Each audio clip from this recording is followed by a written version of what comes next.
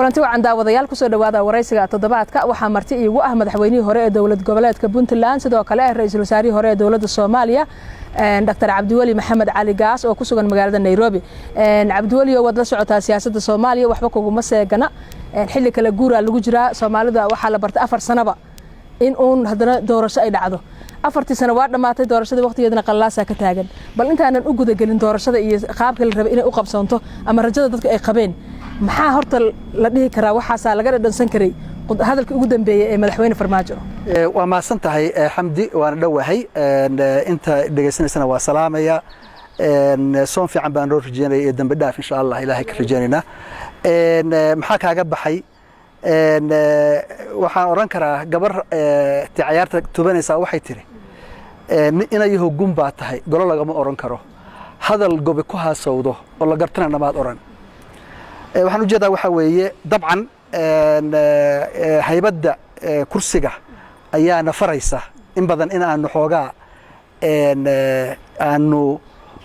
ixtiraamno oo wax ka sheeg hadda waxa uma u tarayo laakiin runtii khudbadda laga filayay madaxweynaha dhibaatadii dhacday dadkii dhintay qixii dagaaladii dhacay iyadoo Ramadaan ah markaasoo kale qofka madaxda waxa laga filaa dejin waxa la yiraahdo yani humility qofku in uu qof dabacsan dadka u dabacsan u naxariisanaya qaab noocaas inuu yani khudbad xambaarsan mustaqbalka iyo geedi socodkana wada fiican oo la aadayo inuu dadka u sheego ayaa la filayo laakiin ma aysan noqon wuxuu madaxweynuhu wali ku jira waxa la yiraahdo kiiskawaal waxa la yiraahdo oo wali waxaad moodaa inuu dhabbihii oo runtii la eeday oo keentayba inuu hadda khudbad jeediyo oo aan filayo inuu ka laaban doono ku darsigii uu ku dhawaaqay ama uu saxiixay ayaad moodaa inuu wali dadkii eedaynayo inuu dawlado aanan aqoonin runtii oo ajaanib aanan garanaynin waxa yihiin uu eedaynayo waxaasoo dhani marka waxay ila muuqataa wali madaxweynuhu in uusan fahmin meesha la marayo iyo dhibta dhacday iyo xaaladda qalafsanaanteeda iyo meesha ay marayso inuusan ku baraarugin baa wali moodaa waa gartay Dr. Cabdiweli doorasho marka 4 sano la gaarabo heshiis waxa lagu yahay in doorasho la aado ra'iisul wasaaraha Soomaaliya ka ahayd doorasho hore u soo qabateen qaabkee horta xilligan oo kala guurka ay wajihi jirteen oo wax u diyaarinayseen kala guurku mar walba dhibtiisa iyo shidadiisa wuu iska wataa laakiin marna ma aysan dhicinin xaaladda yani hadda la galay ilaa 2000 waa 20 sano la maraya Soomaaliya ma aysan dhicin maanta in ay keento kala guurku in uu keeno waxyaabo qaar la isku afgaran waayo laga wada doodo laga heshiiyo laga wada hadlo mas'uuliyadda la qaato la isu dhimriyo ayaa lagu waday anigu laba doorasho ayaan ka qayb qaatay 2012 oo ra'iisul wasaaraha iyo 2016 oo madaxweynaha Puntland ahaa marna ma aysan dhicin wax hadda dhacaya 30 sano ka bacdi inay qaxaan aad baan waxa uga helay nin la yaraaho dadka qaxaya kamid ahaa marna la wareystay oo yiri waxaan filaynay doorasho cod iyo qof ah laakiin maanta waxaan baraynaa doorasho qof iyo joodari dhabarka u saaran yahay in la qaxo waa dhibaato jirto marka de ilaa xadkaasi wax la filayo lagu talagalay ma aysan ahayn laakiin waxaan ku faraxsanahay dadkii ka hor yimid hawshan iyada ah ama ciidamo ha noqdaan mas'uuliyiin ama ha noqdaan musharaxiin in laga hor yimaado aan la yeelin marna sababtoo waxa weeye tan haddii ay marto Soomaalida ay marto waxay ahaan lahayd presence abuuri lahayd tomorrow mid kasto yimaadahay oo yiraahdo anna waa ku darsanaya 2 sano anna waa ku darsanaya 4 sano marka inaan dictatoriyad dalkan meesha ay dhigtay waa la og yahay tiheedii baa wali nahaya 30 sano wali ka soo kaban la'anahay marka mid cusub aan aragteedii qabta in la aqbalo dadku ay yeelaan absolutely yani ma mid laga filayna maxamed Cabdullaahi Farmaajo maaha يعني 40 سنة عمري إن كبدن محمد وحنا كسر قاعد الدبد ودن الديمقراطية أي كتيرته دلك أجوين الديمقراطية دونك أجوين أيوك ودي بقى وإنفولف في كل هالسياسة ده وحزبت هذا كتير سنة انشري وحزب قدر الريبابليك بارتي أيو مركان حاجة عن جوجنا وقاد وقتر سنة وقاد فكت جرينشري مركا يعني بفكر لقى في لي أرنت سيادة ما سنتين لكن أنا نصيب درو حصل عائلتها أنا قرنتي wixii dhici lahaa waa dhaceen wax kastoo dhacanayana yani ilaah baa qadaray laakiin yani waxaan isleeyahay legasigiisiina waa u xumeeyey waqti badanna waa ka dhumiyey Soomaalida. hadalkii madaxweynaha waxaa ku jiray in loo laabto September heshiiskii ahaa sidoo kalena waxaa ku jirta in baarlamaanka haddana sabtida la yimaado heshiiskaas khilaafkii ka dhashay waa waxa dagaalka sababay waad arkaysay madaxweyne Dani Axmed Madoobe oo kale maamul goboleedyada xataa hadda ugu dambeeyay waa kuwa ogolaadeen in doorashadii dhacdo sidee la isku qabadsiin karaa in doorasho shuruud la'aan ah oo September go'aanka loo laabanayo iyo in baarlamaanka haddana uu leeyahay hal yimaado sabtiga maya horta meesha sidee muuqata baarlamaan mas'uuliyadiisa qaadanaya ma joogo baarlamaanka waxa weeye ra'iisul wasaarihii dalka 7 daqiiqo ku eriyay iyagoon dhageysan eed loo soo jeedin xataa iska difaacin oo soo jawaabin baarlamaanka waxa weeye yiri iyadoo wax dooda iyo ajenda ah oo laga dooda aysan jirinin gacanta loo taagay waxaan ku darsanay 2 sano marka waxa ii muuqata baarlamaan la yeeshay weeye baarlamaan marka waxaan maranayaa hadii berito sabtida duu tago waxaan maranayaa isna sidoo kale ayaa dhowr daqiiqo waxa la oranayaa madaxweynuhu waa ka laabtay labadii sane gacanta u taagay taasi gacanta u taagi doona say aniga la tahay weeye wax kale ay samayn karaan ma jirto sababtoo ah wadada la aaday way soo xirantay dhiig baa ku daatay qax baa ka dhacay marka inay aadayaan aqligooda leeyihiin anu u malayn mayo waxa laftirkeeda ku sii adkaystaan waa nasiib darro ayaga laftigooda ayagu marka waxay noqonayaan waxaan sharci ku fadhiyin bay noqonayaan marka Soomaalidu marka inay si kale u tashato oo meel kale laga aado ayay noqonaysaa waxa dhuminayaan legitimacy waxa dhuminayaan credibility waxa dhuminayaan wax kasta oo yani hay'adaha dastuuriga ah xaq u lahayn dhan bay dhuminayaan marka waxa waaye niman dhicna fowda dad moogtahay oo Mooriyaan meel fadhido oo fowda ay u ekaanayaan noqonayaan laakiin waxaan ka rajaynayaa in aqligu shaqeeyo يعني رمضان بنا lagu jira dadka ay u turaano wax wanaagsan ay keenaan taban waxa weeye waxay ka laaban doonaan sida aniga la taasubtida isaga tagi doona khudbu jeedin doona wadadii la aad in xirantu sheegi doona ka bacdina in jika kale la aado ayaa la isku raaci doona taas waa taa arinta 17 October 17 September iyo 16 February waxaan qabaa hadii ay tahay markay heshiis siyaasadeed buu arintaas oo dowlad goboleedyada iyo dowladda dhexe ay ku heshiiyeen heshiiskaasi in loo fuliyo waa qabaa kow maadaama marka heshiiska ka bacdigi oo مثلا February markii ay dhacday goorma 19 May 19 ay dhacday xabadayntii dadkii iscayrsiga u dhacayay aan u jeednay oo sharciinta la weerarayay kalsooni darro timid arrimaha ugu muhiimsan marka waxa weeye hadda aad la rabo in looga baaran dogo looga hadlo waxa kamid ah anigu aan aaminsanahay kula doorashada badanaa wax ka dhici doonta gobolada ka dhici doonta madaxweynayaal baa jooga haddii qoorqoor iyo maxaa la yiraahdaa guudlaawo iyo lafta gareen ay maxamed farmaajo rabaan inay u soo dhacaan doorashada dabcan marka waxa weeye dadka gobolada degan bay u taala arintaas sida ay uga hortagi lahaayeen laakiin 17 in la aado September February la aado arrimo ugu muhiimsan oo raba in laga taxadaro waxa kamid ah mesela doorashada lagu qaban doono xamar ee gobolada waqooyi taa waxaan aaminsanahay in sida yani uu nidaamku yahay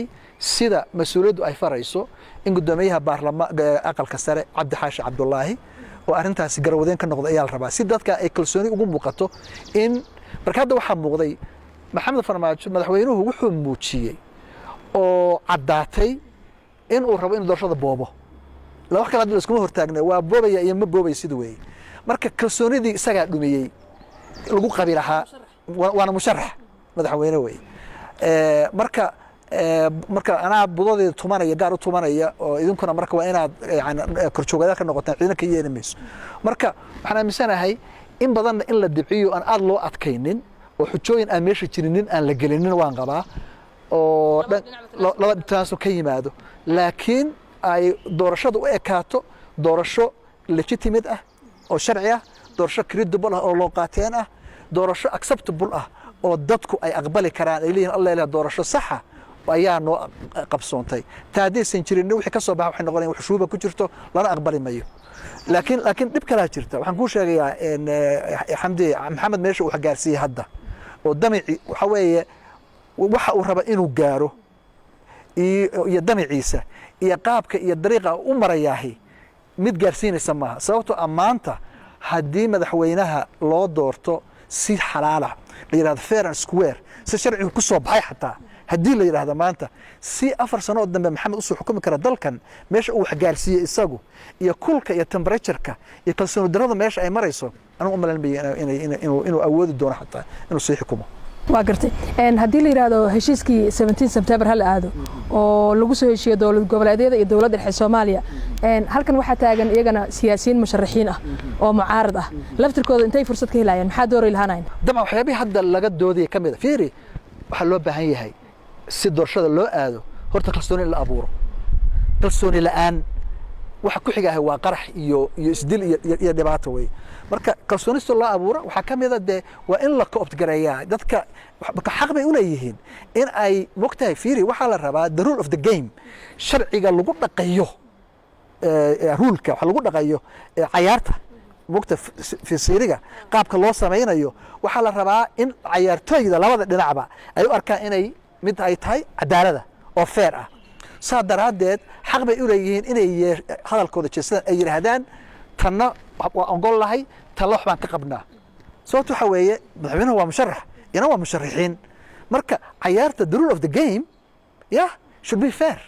inuu cadaalad noqdo la rabaa saas daraadeed waxaa loo baahan yahay in wixii ay qabaan oo kalsooni darraa laga shaafiyo lala fariisto oo mataqaan lala hadlo of course waa meesha ku jirta waxyaabaha loo baahan yahay in intaan doorashada la aadin in la xaliyo u baahanta oo abuuri karta kalsooni hadda waxaan u jeeday ra-iisul wasaarihii iyo waxaa wada fadhiya xalay musharaxiinta qaarkood waa kalsooni abuurid weeye marka waa gartay ra-iisul wasaaruhu wuu hadlay wuu soo dhaweeyey heshiiskii ay sameeyeen maxaa la yidhaha galmudug iyo hirshabeelle siyaasiyiin badanna way hadleen adduunyada laftirkeeda way hadlaysaa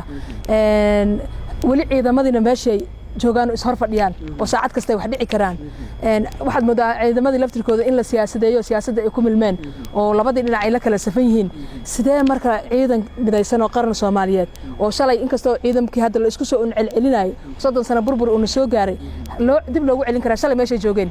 okay wallahi waa ma asan tahay waa wax arrin meesha ku jirta way waa nasiib darro runtii madaxweynuhu isaga u isticmaalay national army oo ahaa yani ciidankii dalka institutionkii waxa ahayd inuu yani uu ka bari yahay oo aan inaba hal leekaatay usan ku milmin siyaasadda weeye shaqadiisuna waxay ahayd in uu la dagaalamo cadowga dalka iyo gudaha shabaab ah iyo wixii cadowga xuduudaheena wax ka baxsan inuu ka difaaco laakiin madaxweynuhu national army waxa loo bedelay personal army يعني waxa weeye army qonin leeyahay oo cid suudan u isticmaalo qofku doonana ku dilo qofku doonana ku cadaabo qofku doonana mataqaana ku xiro ku dhibaateeyo ayuu noqday isaga siyaasadeeyay iyo wixii kula talinayayba wax aad u khaldan ah waqti badan bayna soo qaadatay madaxweynaha shirxinta hadda qaarka kamida oo madaxweyne Sheekh Shariif iyo Xasan Sheekh iyaba waa isticmaali kareen in badan oo ciidamo xilligooda rabaan ma fahamtay in badan oo kamidana waa yani heerahooda way isticmaali karday rabaan laakiin ma dhicin sababta waxa weeye nidaam ma ahayn saxna ma ahayn sharcina ma ahayn marka hadda ciidankii qaarkii isagu isticmaalayna waddanka gudihiisa ay joogaan kuwii kale oo rabay inay difaacaan sharciyadda iyo nidaamkana iyana meeshii bay joogaan oo waxa weeye dhufaysa u qodanin marka waxa weeye haddii dhufays in la wada baxay noqonaysaa madaxweynuhuna ciidankii uu ka keenay galmudug ee ku ka keenay shabeellada dhexe iyo beledweyne iyo ku ka keenay gado inuu ku celiyo ciidamadu inay shaqadooda qabsadaan kuwa kale marka ayagu hay nidaamka inay difaacaan waana ku maasay inay difaacaan sababta waxa weeye marka qaarkood hadda waxa weeye fiiri violence waxa la yiraahdo yani cabsida iyo la dagaalanka qofka in cabsi geliso dagaal violence-ka waxa kale ah oo la saga celin karo is another violence way okay waxa weeye dagaal iyo hadda midda ila soo aado gacmaha waxa tiraan waxa weeye anna waxa noqonaysaa anna aan midda soo qaatin noqonaysaa marka waxa la rabaa madaxweynuhu hadda laan waxa uu fahmaya oo uu kaga laabtay mudakarorsigii iyo damicii waxa weeye cabsi kaga timid ciidanka xamar yimid iyo waxa soo wajahay marka madaxweynuhu aslong uusan arkin credible force xoog ka soo horjeeda isaga oo xoog u isticmaalaya wajihi kara waxay la talaftigiisu inuusan wadada sax qaadan doonin marka waxaan qabaa haddii la laabanayna ciidanku ha wada laabtaan haddii la kalunta doorashada laga aadiyana dee ha wada joogaan laakiin in la siyaasadeeyo ciidanka oo siyaasad la geliyahay wax meesha ku jira ma ahayn wax aad u khaldan weeye waxaana aaminsan hadda laftigeeda in ay haddii la heli karo ciidanku ay dhammaan ku laabtaan xorriyahoodii iyo dhufaysyadii ay kula dagaalamayeen shabaabka iyo cadowga madaxweynuhuna uusan awood u yeelan dambe uu u isticmaalo ciidanka sidii ciidan shakhsi isagu leeyahay oo suu doonana u isticmaalo waqtigu doonana isticmaalo ciduu doonana uu ku dhibaateeyo waa gartay dr cabdiweli baarlamaanka December ayuu dhamaaday sanadkii hore mas'uuliyadoodii kursigaas ay ku joogeen shaqooyin ay wali wadaan ma samayn karaan go'aamo masiiri ah oo dalka uu leeyahay absolutely waa dhageysanaysay gudoomiyaha hadda jooga oo runtii aan asleeyahay aad iyo aad mas'uul darra ka muuqata suu u dhaqmay iyo suu u hagay baarlamaanka iyo ku xigeenadiis waxaan ka hadlayaa maamulka nimanka haya oo madaxda ka ah baarlamaanka gudoonka isaga hadalkiisa maalin wuxuu lahaa ku darsiga baarlamaanku ma samayn karo sharciyadna uma haysto waxa ku darsiga sameeyay isagu aha marka meeshan dastuur la isticmaalayo iyo dastuur sidiisa uu yahay loo isticmaalaya meesha ma jiro waxa hadda muuqata the rule of the jungle sharcigii moogtahay duurka ayaa lagu dhaqmayaa wuxuuna noqday baarlamaan la yeeshay ama corruption ha lagu yeeshay iyo dhaqaale ama cabsi ay ka cabsanayaan hay'adda fulinta ee madaxweynaha noqotay uma muuqato hadda baarlamaanku mid dastuurna yani ixtiraamaya shaqooyinka loo baahdana qabanaya marka waxa hadda qabtaahi waa waxa weeye waa extra legal way wax oo sharci darro ah way absolutely sharci u baasin karaan ma jirto let alone mudokorosia waxa oo kale la sheegay marka wax kasta ay sameeyaan December ka dambeeyay markii ay ka dhamaatay sharciyadu waa غير sharci way kama jiraan waa gartay dad baa ku barakacay hadda qaralaasii dhacay dad baa wax ku gaareen ama ku dhintay ama ku dhaawacmay attentionkii dadka wali waa sidiisii mas'uuliyadaas yaa qaadanay wixii dhibaato dhacay mas'uuliyad waxa qaadanaya the buck stops with the president waxa waaye mas'uuliyadda waxa qaadanaya waa sida loo kala sareeyo loo qaadanaya laakiin mas'uuliyadda ugu sareysahay qofka madaxda isaga madaxweynaha saaran tahay madaxweynaha ayaa ka mas'uul ah wixii dhacay yani dhibtii timid dadkii dhibaatoobay dadkii dhintay kulli aakhirana isaga la weydiinaya adduunkana isaga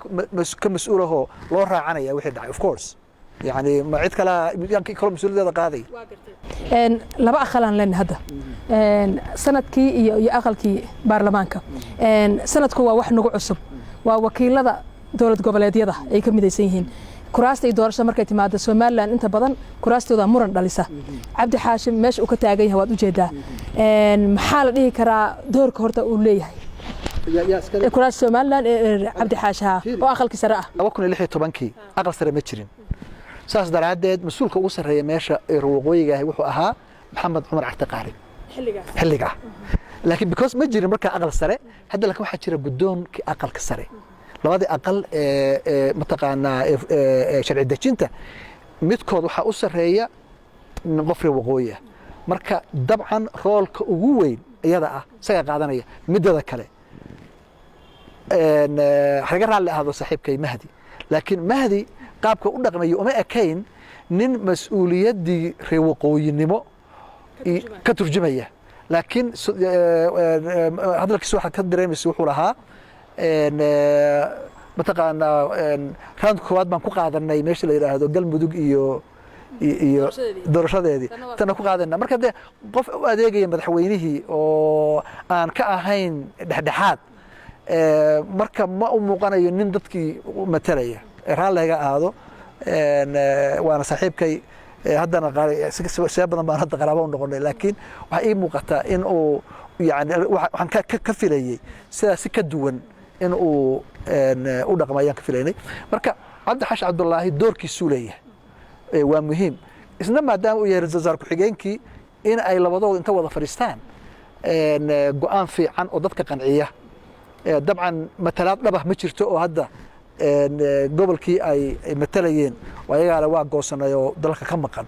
marka laakiin awal baxamar baa lagu si la sugu hayo dadkii marka Cabdi Xaashi doorkiisu leeyahay midda kale Cabdi Xaashi wuxuu ku sifoobay oo dad badan oo Soomaaliya ku yaqaanaan inuu yahay nin oday ah oo macquul ah oo wise ah oo caaqil ah oo wadani ah ayaa runtii dad badani ay aaminsan yihiin anna aaminsan inuu yahay marka taas ayaa weliba kalsooni dheeraada sii siinaysa isaga in mataqaanaa ku qabaan dadku shalay ra'iisul wasaare ahayd shuruucii baarlamaana sidaan kale la shaqaynayseen maxaa baarlamaankan hadda uu kaaga muuqdaa ugu dambeeyey wallaahi horta baarlamaanka doorkiisii shaqo fiiri marka la soo xuleeyey waxaa sotaa fikirkan ah in konton qof soo doorato dadkii proponentskan ka mid ah anigu dadkii ugu waaweynaadoo arrintaas keenay baan ka mid ahaa waxaan islahayn baarlamaan maadaama oday fikir waxa abuurmay ah wixii la oran jiray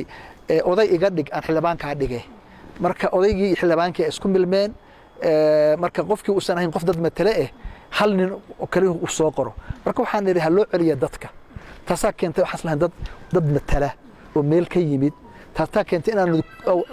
awal xamar baa lagu xiri jiray in gobollada lagu soo xuro inay noqdaan dad dalkii iyo dadkii ay ka yimaadeen matala laakiin uma ay muuqan waxay iila muuqdeen runtii haddaan runta kuu sheego baarlamaanka u xumaa ee Soomaaliya soo mara baarlamaanka runtu saas weeye laakiin waxaan ka filayna ma ahayn qaabkii loo soo xulay iyo waqtigii galay iyo wixii laga filayey iyo si hadda u dhaqmeen absolutely wax isla maaha marka waxaan isleeyahay kalsoonida badan oo lagu qabi karaan ma jirto baarlamaankii kulley anu asaan isleeyahayna leadershipkiisuna leadership aad u liita weeye runtii ixtiraam bay iga mudan yihiin saaxiibadaya laakiin runtii in la sheego way say u dhaqmeen iyo mas-uuliyaddii laga filayey ma ahayn ma fahamtaa dog jawaari markii maxamed xuseen jawaari uu baarlamaanka uu nin oday ahoo aqoon-yahan ahoo wasiir soo ahaan jiray oo macallin soo ahaan jiray oo konton sano soo shaqaynayay oo moogtahay yani buu ahaa ma garatay oo hogaaminayey sheekh shariif shariif xasan sidoo kale ciladihiisa ha lahaado dad badan baa wax ka sheegi jiray laakiin aniga suu ila muuqday nin oday ahoo wuxuu ahaa marar badan haddii yani dhibi timaado ama wax lagu qabsado wuxuu ahaa wax lagu qabsan karo maxaa la dhihi karaa hadda 2 sano oo kororsiga ah maxaa dawladda ku kalifay maadaama 4 sano ay joogtay waa xukun jacayl moogtahay fiiri horta qof aan rabin inuu iska sii joogaa ma jirto laakiin maalan maalin waxaan dhegaysanayey Barack Obama oo khudbaynayay 8 sano uu joogay laakiin wuxuu yidhi haddii ay awoodi karo u jeclaan lahaa inuu sii joogo laakiin the institutions xakameeyaa jira waan u ogolaanaynin teramkiisu laba jeer ma tartami karaa Mareykanka kabacdi ma tartami kartid haddii lagu doorto 8 sano calafsanaysaa marka waxaa la rabay madaxweynaha iyo inta la miday maadaama baasha samada laga qoray ilaahaba qoree ramadaanna waa ku jirnaay waxaa la rabay madaxweynuhu inuu calfo inuu aamino shalayba isaga oo aan qabiil lagu dooran isaga oon mataqaanaa Soomaali doorat marka dadkii shalay doortay in iimaanka lagu qabo oo doorasho la aaday ayay ahayd ku darsi marka wuxuu keenayaa waa un sharci darro la aaday weeye sharci darro haddii la aadana waxay keentay waxaad aragtay qax bay keentay dil bay keentay dhibaatay keentay dhufayso laqotay keentay marka sax ma aha shalay ra'iisul wasaaraad ahayd ra'iisul wasaaruhu mas'uuliyadda buu leeyahay madaxweynuhuna shaqo uu leeyahay shaqooyinkoodana dastuurkay ku qeexan yihiin hadda doorasha lagu jiraa waliba qallaaso ka dhacday oo dhibaato iyo qax samaysay maxay tahay doorka ra'iisul wasaare Rooble xilligan inuu qaato ay tahay dad badan waxay yiraahdaan ra'iisul wasaaruhu madaxweynaha i magacaabay baan waxaan u noqonayaa daacad kitaabka lagu dhaariyay kuma qorna inaad madaxweynaha daacad u noqotid shaqada u haata ayaa ku dhaaratay kitaabka gacanta ku marta madaxweynuhu maxamed farmaajo qof baa magacaabay oo sheekh shariif baa magacaabo balansor ka dhigay haddana waa kuwa dee xabadda weerarayay oo marka waxaa la rabaa marka madaxweyne ninka la yidhaahdo Rooble waxaa la joogaa saacaddii uu muuqan lahaa waxaa la joogaa saacaddii oo waajibaadkiisu sida u yahay u gudan lahaa waxaa la joogaa saacaddii mas-uuliyaddiisu sida ay tahay uu inta yani geesinimo yeesho uu u fulin lahaa baa la rabaa ma garat waxaa weeye waa mas-uul dalka iyo dadku mas-uul u yahay nin guriga kama shaqeeyo mataqaanaa inuu daacad ugu noqdo madaxweynaha madaxweynaha daacad ugu noqon kartaa wada shaqeyna ku yeelan kartaan wixii dastuurka ku qoran oo nidaamku yahay laakiin wixii ka baxsan oo qayr sharci ah oo dhib keenaya ma fahamtay waxaa loo baahan yahay in uusan wadada raacin waxaan rabaa in mas'uuliyadiisa qaato haddana ifafaala waxaa iga muuqda inuu diido oo ku bogaadinaya uu ka laabto isaga madaxweynayaashii kale oo muddo kordhinta ay diideen labadii madaxweyne kale iyo lafta garoon islaftiisu ku raacay marka hadda waxaa muuqata ifafaale waad moodo inuu doorkiisa qaadanayo xalay inuu la kulmay musharaxiintii waa bilow fiican weeye marka waxaan rabaa anuuna waxaan odhan lahaa hadda maadaama madaxweynuhu musharax yahay shaqada doorashada in mas-uuliyaddeeda uu qaato ra-iisul wasaaruhu waa gartay adduunyada way hadashay beesha caalamka way hadashay midooda afrika waa hadlay maalin kasta waxaa laga hadlaa in wadankii gacanta uusan ka bixin ciidamada laftigooda inaysan siyaasaddii ku milmin haddana waxaad moodaa in warkooda uusan macno badan samaynayn oo wixii la samaynaya iska socdaan ma dowladdana dowladihii horeeta ka dhiiran oo ka geesnimo badan ma ayaga laftirkooda qayb ka ah waxa socda wadanka maxay warkoodii wax shaqaynaya uma eka horta way shaqaynayaan oo way shaqayn doontaa hadda barasharku wuu shaqeeyey in badan oo waana ku mahadsan yihiin beesha caalamku Soomaaliya way mudday moogtay soo garab qabanayeen soo tantaareynayeen waqtiga dhaqaale galay ilaa hadda ayaga masruufa beelo waa maqlaysay waa sii lahaa sixadan ku fadhinaayo lacagtana la ka goostay de ninka bixinaya biilkaaga marka qaarkood inaad dhageysatana waa muhiim laakiin sa hore u sheegay time frame-ka waqtiga anagu aan ku shaqayno iyo qaabkii u shaqeeyaan adduunka kala duwan yahay anagu waxaan jecel lahay saanay sameeyeen khalad bay galeen maxaa markiiba loogu dhufan waay laakiin qaabka uma shaqeeyaan ayagu مثلا maamaha waxaa jirta waxay yiraahdaan why do you use poison when you can kill with honey haddii aad malab wax ku dili karto maxaad sun u isticmaalaysaa marka ayagu malab bay wax ku dilaane يعني oo go'aamadooda ay ku gudbiyaan kuma gudbiyaan sun iyo mataqaano ma soo hormariyaan marka iyaga waxa weeye hadal macaan your excellency waxaan rabnaa intaas samaysid laakiin ultimately markay baraka mala gaarto go'aankooda way qaadanayaan sanctionkooda iyo waxooda ay awalba ay samayn jireen waa samaynayaan laakiin baan ku sheegayaa maanta Soomaaliya dawlad sovereign away inagana la ka reeb inaan muujino mas'uuliyad in aanu mas'uul u noqon karno dalkeenni waxaan uga baahanay AU iyo UN iyo haddii mas'uuliyaddeena aan qaadano oo dadka joogaahi maanta mas'uuliyadooda say tahay u qaadan lahaayeen maba loo baahdeenba in loo baahdana ma sababta arrintan waa arrin Soomaali u taalo weeye waxay ahayd annagu inaanu xallino annagu inaanu doodno annagu inaanu isqabsanno annagu inaanu miska isku raacno ka bacdan aan heshiino doorasho aadnay ahayd ma dhicin xoog iyo waxa yimid iyo beebe iyo maaragtay iyo mataqaana iyo ku darsi iyo waxaasi sharci daradaas keentay markii in dilna la soo farageliyo oo meel walba laga soo qayliyo oo marka iyagu badan habda waxay lahaan jireen korjeegteen marka anagu aan joognay oo doorashooyinka ay dhacayeen korjeegteen bay lahaayeen hadday wuxuu dhaqaalaha nagu saaidin karaan doorashadana way sameyn jireen laakiin mas'uuliyadda anaga qaadan anaga lahayn anagana barnaamijka wadnay waqtiga dadkuna heshiis bay ku ahaayeen يعني نظام ونكسن أيضا أنا شيخ شريف وترتمين لما مشرح بعناين برامج زركي مدحويني حدنا وحن شيسكو أهين ندور الشر دعضو إن متقنا كدرس وآدي كرنا عندنا لكن ما لنا آدي ما لنا ربي ما فهمتي هل سنة نرسيه الرود ما بقى أيضا كشقينا أيضا إنه كل اللي برجرينا وحول بقى مركا تيجي تنبنا شدوا كله رئيس الوزراء مدحويني لوضع وترتمين حسن شيخ إيو عمر عبد الرشيد قداميه برلمانك كل مال بقول سعر دولة قبلات دي هل جهال وضع هذا دور إلا أدلك اللي أدي أنت بقى لقفري محمد فرماتش إيه أنت لا سعود أنت بقى لقواه dadka aad u taageersan dawladda waxay yiraahdaan xilliga doorashada tii Sheekh Shariif wax ku darsatay tii Xasan Sheekh ku darsatay tii Cabdi Qaasna kulli waxba socday maxaa gaar ah oo tan lagu ciirsanaya ma anaga diidanayn hadii مثلا waxa la yiraahdaa technical extension fiiri tii Xasan Sheekh shan bilood ba ku darsantay taayadii hal maalin kuma darsamin xilli Sheekh Shariif hal maalin kuma darsamin August 20 bay ahayd road map baarlamaanku inuu fadhiyo August 20 baarlamaanka fadhiyay 10kii September waxaan doornay madaxweynaha dadka Sheekh Shariif ku darsaday wax ka jira ma now tii Xasan Sheekh shan bilood ka waxay shan bilood heshiis lagu yahay oo xildhibaanadii ay mar hore soo baxeen oo dib kama jirin haday wax noocaas tahay 3 bilood 4 bilood 5 bilood 6 bilood yaaba diidanaaba wax diidanaa ma jirin laakiin Bob iyo dhac iyo budo anaad budada tumanaya iyo aniga gudiga qoranaya ana ciidanka ilaalinaya mataqaana doorashada keenaya waxaas hadee waxay u muuqatay doorasho la boobaya taasa keentay kalsooni darrada kaasa waqti inuu jiitama keentay laakiin technical extension cidina ma diidana baa waa gartay Cabduliyow dal marka siyaasaddiisa la qiimeynayo waxaa loo qiimeeyaa sida uu u wajaho siyaasadda arrimaha gudaha iyo jaangooyinta arrimaha dibadda dawladdan shal ra'iisul wasaaraad ahayd mar kastana meel wax ka jiraan qalad wuu dhacayaa adinka laftirkiina qaladaad way lahaydeen markaad barnaamijka hadda ka joogtid maxaa isleedahay waxaasaa dawladdii ka qaldamay oo ay ahayd inay ka faa'iidaysato fiiri madaxweynaha kole haddii ra'iisul wasaare isagaa keensaday xasan cali khayre madaxweynaha waa la doortay kalsoonaa lagu doortay meel walbaa looga mudaharaaday waa la soo dhoweeyey niyad wanaag bay ahayd laakiin waddankaanina waxyaabaha maalan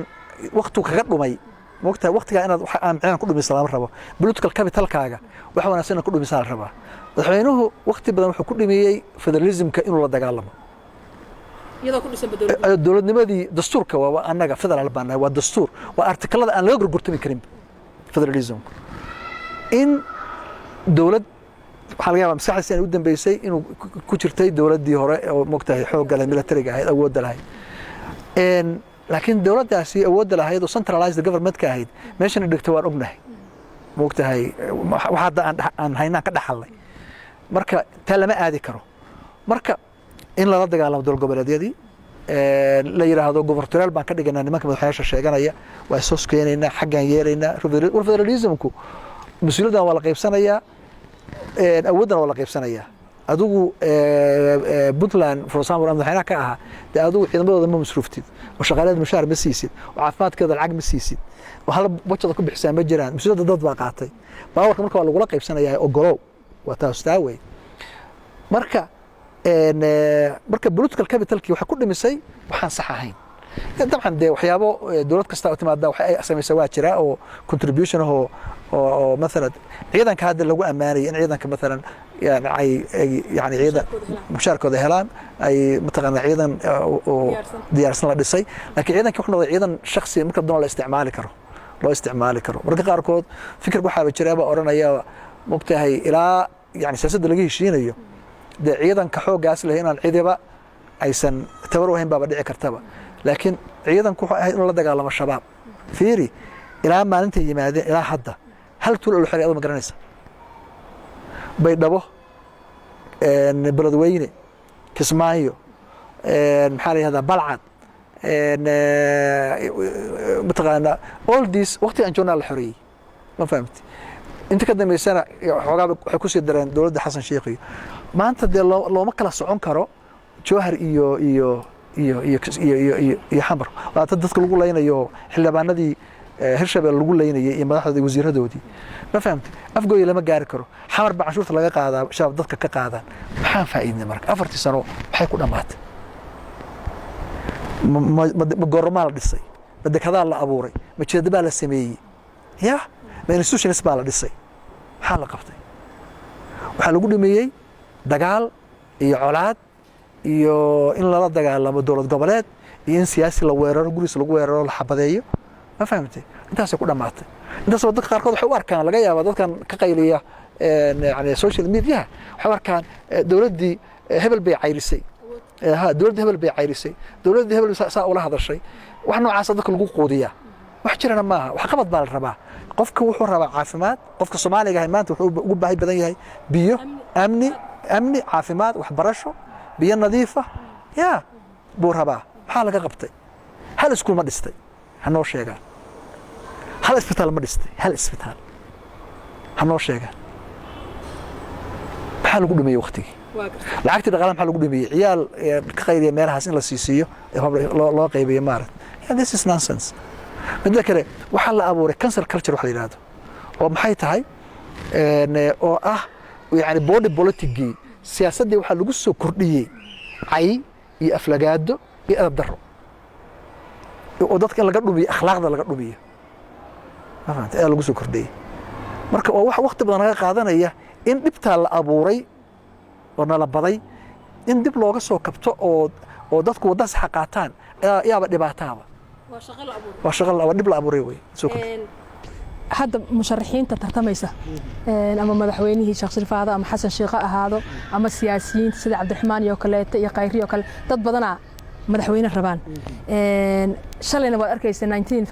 February wixii ku dhacay oo laftirkooda qaarkood dagaalkii uu saameyn ku yeesho iyagoo banaanbaxay lagu xabadeeyay maxaa horta iyaga laga rabaa markii saan ay dhacdo oo dadkii attentionkooda uu kaco oo wadankii cabsi ay jirto oo dhiil ay jirto doorashana la rabo iyaga maxaa mas'uuliyadda saaran mas'uuliyad baa saaran mas'uuliyadda saaran waxay tahay in dadka iyagu mar walbaaba dabcan nidaamkani wixii khalada u samaynayo inay ka hor yimaadaan waa wax mucaarad ku samaysan yahay waa positive wax saxa waay oo inay tosh ku ifiyaan khaldaadka jira oo dawladdu samaynayso si dawladdu uga faa'iidaysato ama isu saxdo oo ay waleexato wadadii ama dadka loo tuso taasoo taa weeye dhanka kale mas'uuliyad baa saaran oo dadka inay mar walbaaba wanaagga ku hagaan baa la rabaa laakiin aysan khaladka marka liidarku waxaa la rabaa dadka emotionskooda inuusan isagu laftigiisu uusan la soconin uusan raacin isaga la rabaa inuu caadifada jiheeyaan rabaa marka hadda caadifada kacday dadkaas buuqay dhibaatada abuurantay in la dejiyo maya in loo jaan energy-gaasi in loo channel gareeyo yaa oo loo duwo tog wanaagsan in la raaciyo ayaa loo baahan yahay taas ayaga laga rabaa oo aysan energy-gaasi uusan destructive noqon hadda maalan ciidamada hadda yani isar fadhiya kuwa gobolla ka yimid waxaa la rabaa kuwaani ha dhowto in la abuuro jawi ay ugu laaban karaan xeryahoodii iyo dhufisyadoodii ayse ayaga laftigooda hadda ayaga laftigoodii aan laga dhiginin baawar kale oo ha dhowto dhib noqdo laftigooda yani inaan abuurin warlords aan gacanteeda ku abuurin baa la rabaa waxaa la rabaa marka ayaga xataa hadda ciidanka abuurin waxaa la rabaa inay ayaga hoos yimaadaan oo ciidan noqdaan ayaga ra'yigooda iyo fikirkooda ku shaqaynaya la rabaa oo laakiin dhanka wanaagga ah aan dhanka destructive-ka iyo dhibta iyo xumaanta iyo dilka iyo dhaca iyo boobka aan ahayn baa la rabaa waa gartay bulshada laftirkeeda Soomaaliyeed dad oo dhibaato 30 sano ku jiray ahayd oo dagaal ay soo daashadeen maxaa iyaga laftirkooda mas'uuliyadda laga rabaa wallahi dadkan waxay rabaan dadka Soomaaliyeed dad wanaagsan weeye dad wax badan u baahan ma ahaba dad wax badan ka dimaan gareeya oo weydiista madaxdooda mas'uuliyadooda ma ahaba haddii dad noocaas ahaan lahayn sida hadda lama ahaadeenba dadku dad masaakiina weeye ma fahamtay waqtina wuu hay dhibna way haysaa marka waxaa la rabaa dadka in loo dhimriyo kali ah sida wax loogu qaban lahaana in laga fakaro war adiga shalay waxaa la rabaa qofka Soomaaliga ah inuu yiraahdo I'm better of today than 4 years ago maanta ayaan ka fiicanay 4 sano ka hor ma fahamtay berita ayaan ka fiicnaan doonaa maanta rajadaas inay jirtaa la rabaa marka waxaa la rabaa qof kastoo yimaada wuxuu inuu ku kordhiyo dawladnimadaasoo ah mid dadka serve garaysa dawladnimada haddaysan dadka serve garaynaynin dawlad in la hada micna ma subinaysaba dawladdu waa in aniga serve garaysaa individualka qof waa in u shaqaysaa ma fahamtay waa in rabitaankiisa ku shaqaysaa waa in isaga caafimaadkiisa waxbarashadiisa biyihiisa jidadkiisa nolosha asaasiga dadka waa in la sameeyaa dawladnimada taasaa laga rabaa the government has to deliver to the public dawladdu waxaa rabaa dadka inay u deliver garaysaa la rabaa shalay ra'iisul wasaaraha ahayd madaxweynena dawlad goboleedka ka soo noqotay ra'iisul wasaaruhu mas'uuliyadu leeyahay iyo shaqo qabtay maxaa is leedahay xilligaagi waxaas aniga macna leh oo la taaban karo la igu xasuusanaa wax badan baa lagu xasuusan karaa kow horta anigu dalka xoreyntiisa sababtaan kuu sheegay oo waqtiga anigu aan joognay xamar August 6deedii baan ka saarnay xamar shabaabka balcad baan xoreynay oo jubbada hoose oo meesha la yiraahdo Kismaayo Baydhabo beledweyne waataan safar ku tagay waxaas oo dhan waxaan kala dagaalamayna kow waxaan haysatay dadkan lacag bay heleen dhaqaalay heleen waxaan nagu soo kordhay yani the farming majaacadii abaartii adduunka 60 sano oo Axmed baa inaan dadkii badbaadino xiriyo u sameeyno cunno siino waxyaabaha anagu aan qabanay kamid ahay xoreynta kamid ahay doorashadii dalka 69kiiba wadanka ugu dambeysay doorashada wadankiisa lagu qabto waxaan awoodnay inaan ku qabanno inaanu 120 iyo 135 oday isu keenno inaan xildhibaanadii xamar ku xullo lagu doorto taa ka sokow dastuurkii aniga Sheekh Shariif aanu sameynay August 1deedii 2012kii aanu baas garaynay ayaa weli kor loo hayaa oo 9 sano ka bacdi maxaan ku sameynay draftka u horeeyay waxaan sameynay February 20keedii September baan isugu sameeyay guddiga madaxda ka ah ninka la yiraahdo Jawaari September 19 February 20keeda the first draft of constitution waa haysan April 20keediina draftkii u dambeeyay final draft of constitution ka haysan dastuur baan samaynay dalkii baan xoreynay doorashaan qabanay hal sana ku samaynay intaa maxaa kaloo nala ka firi kara waa gartay xilli ku meel gaar noo baxay xukuumadda rabaahin dhaqaalaha hadda ay heleenna dekadaasa waxaa laga heli jiray haddii u badato 700 kun oo dollar bishii ay bilna 900 kun oo dollar markay u badan tahay imagine intaas lagu shaqeynay waa gartay maxaa is leedahay Cabdiwali Gaas hadaan ahay waxaan ka qowmamayna oo xilligaas ay ahayd inaan sameeyo laakiin dhaafay oo ka qaldamay wallahi halkaas wax sida badan baad qabatay aniga ambitionkayga oo qofka waa meeshiisa laakiin maxaan qaban karnay oo aamis garanay halkaasano wallahi had kuma sheegi karo waxa aan qoomama hadda aan qabo ma jirto waxa weeye waxaan isleeyahay halkaasana waa dadaasheen waxa qaban karteen waa qabateen iyo waliba dheeraad marka hadda wax hadda idaafay oo inaan doorasho galo oo madaxweyne noqdo waa jeclaan lahaa ma dhicin laakiin taa laftigeeda mar walba waxaan aaminsanahay wixii ilaahay ku garto baa wanaagsan ilaahay hadduu ku garto madaxweyne ay ku wanaagsan tahay waa lagu ducaystaa haddii aysan ku wanaagsan wixii kale ilaahay ku garto wixii ilaahay ku gartaa mar walba wanaagsan sideedaba ما فهمت أضو أما تشعلوا أما تشعلان وحي الله يكون قرتها وناكسن وحي الله يقرتي ما أنت دميش أن شوغان الحمد لله كواهي وحن شو شغين كرا وتصور شغي وحن قصوغا مكرا واقبتي وحن كفر حسنا وحن قبتي أما حن قبت الصومالي أما قبت بنتلاني وحن سلاي هاي وحن وناكسن بعد قبتي الحمد لله وحي الله يقول توسيه وانا قنا واسمي سبرتا بدلان وحقبت كولا بصدح معنا له بدلان أي أيضا ما أنتي وهذه أكتر بدلان أيضا قعدونا أميد وهل ديار أو كذي ميلك كدك تان لهين maanta waxaan ka soo tagay iyadoo labo aeroport international caalami ah Boosaaso iyo Garowe kii gaalkacyo aan ka soo tagay waxaan dhan hadda aan sameeyay ama garaacda han noqoto waxay ahayd yani mashaariicda anigu aan ka ahaa mataqaan bilowgeedii anigu aan sulka ka aabay ahayd wadooyin dalka Garowe markaa imid hal wada ku taalo shaariqa la yiraahdo maantana qofkii taga uu arkaya institutionkii dawladnimada oo dhan oo waxaanu hay'adihii dawladda oo aanu dhisnay ama ha noqoto dhismahoodii ama ayaga laftigoodii nidaamkoodii iyo shuruucdooda ha noqotee ma tirin karo yani haddaad waraysato wakaaladda biyaha Puntland waa kuu sheegaysaa intaan ceel qodnay iyo 30 sano la soo dhaafay intaan qodnaa badnayd aan joogay ama ha noqoto ceel ama ha noqoto waro dadka in la waraabiyo oo yani so many things caafimaad waxbarasho wax badan Cabdiwali waxa yiraahdaa xilligii Cabdiwali uu wasaaraha ahaa adi muddo aan 2 sano gaarin sanadii beer qiyaastii ahayd Cabdiwali wuxuu ahaa nin rago si fiican xilligaas ka sokow Soomaaliya hadana Puntland ay ugu taagsatay wax uu qabanayay shaqada dawladnimada taas ka xoog badnayd maxay kula tahay adiga wallahi waxaan leeyahay aniga mid walba niyad iyo wanaag baan ku shaqeynay midan oo Soomaaliyana waxaan qaban karay hal sano oo garan kartaa وأنت كل شيء والدستور لقرأ دراسة لقبته ذلك الله حريه تدخل بدبادية أو أبارتيه كبدنا ما قبل كرين هذا شو سنة هري لها طبعا واحد ما قبل لها صومالية تن لكن وقت بان هلاي يعني أنا كيرت هاي الدم وقتها مسؤوليتنا وأتقنا كرتها دولة قبليات قوية وأي كيرت هاي لكن أنا بدلاني الصومالية ما كانت شعلين تن مركان جوك سد عذا وزارة الصوماليات بان كل شقيني تن أيضا اللي يدار يبدلانه وناك بان كل شقيني haddana yani hadda xilwan ordaya ma jiro laakiin hadda in mudatana Soomaali meel kasta oo joogo wanaag baan uga shaqeynaya anigu sidee fikirkaaga ama taladaada maadaama aad doorashooyin hore aad ka soo qayb gashay aad leedahay waxaasan tala aan siin lahaa in doorashada loo wajaho oo doorasho lagu najaxo oo dhammaan qaybaha ay ka qayb galaan oo Soomaaliyana ay ku nafisayso oo xilligan aad leedahay waxaasay sameyn karaan doorasho lagu wada qanacsan yahay كو لبا صدح أها إن الخاضو فيري وكحمها والله بايو وح هدا أرتا كلسون ذي وين ما تهد هدا حلو بينرت كلسون للسدبا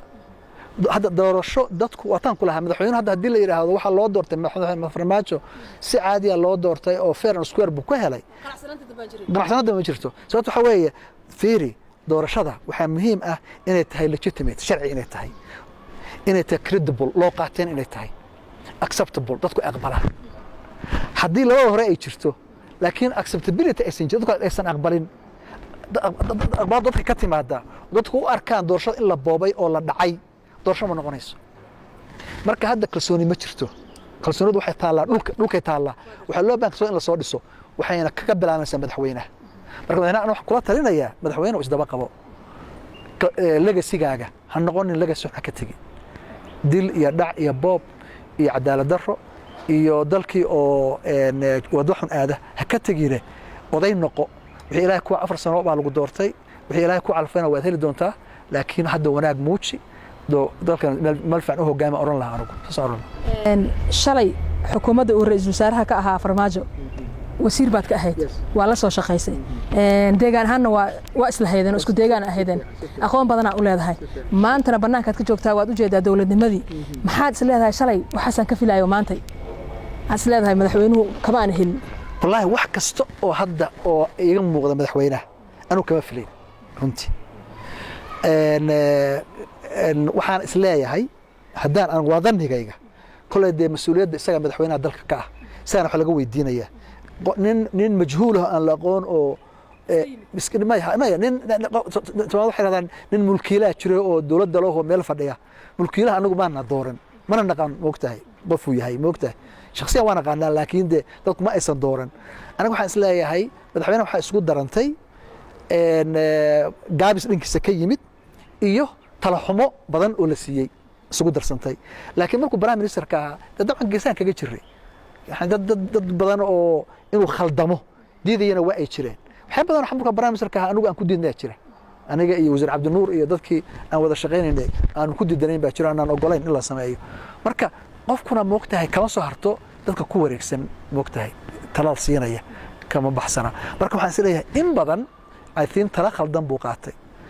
dad aan saxadiisa iyo legacy-giisa aan danaynayna waa uu wuxuu ka dhigtay umaranaya sokeeyo ka dhigtay marka iyo de gaabis badan oo anagu aan filan dhinkiisa ka yimidna waa uu jira sida muuqata ugu dambeyntii dawlad goboleedka Puntland shalay madaxweynaha ka ahayd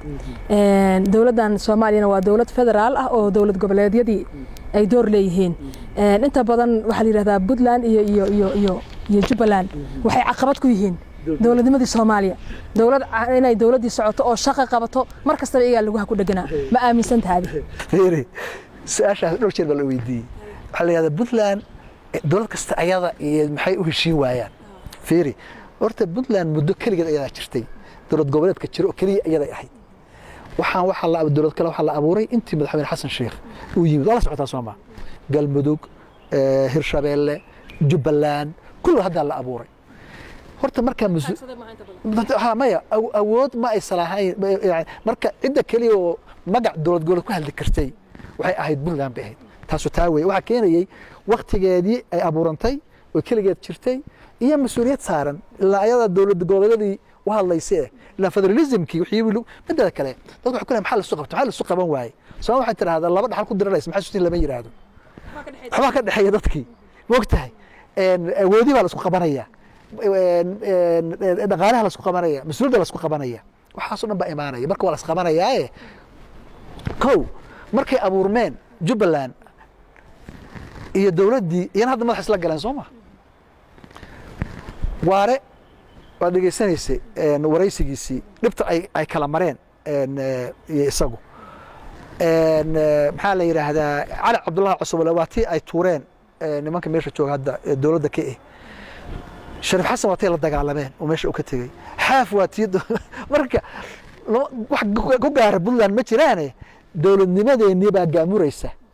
waxa la baranayaa federalismkii ayaa la kabkabaya oo la isku hayaya oo lagu dagaalamaya marka wax ku gaar ma jiraan marka wax ku gaaran jiraan waa jirta laakiin hadda de kulli waa la iswada hayaa ma waxa dawlad goboleed aan la isqaban baa jirta aad baad u mahadsan tahay inta ayaanu guud ahaan ku soo gabagabeynaynaa waraysiga toddobaadka oo marti iigu ahaa Dr. Cabdiweli Maxamed Cali Gaas madaxweynihii hore ee dawlad goboleedka Puntland sidoo kale ahaa ra'iisul wasaaraha Soomaaliya oo ku sugan magaalada Nairobi waxaan kaaga mahad celinayaa Cabdiweli waqtigaaga qaaliga ah iyadoo Ramadaan tahay sida waraysiga naga qayb gashay xamdaad ma mahadsan tahay fursada ay siisay khayr baan ku rajaynayaa Ramadaan mubaarak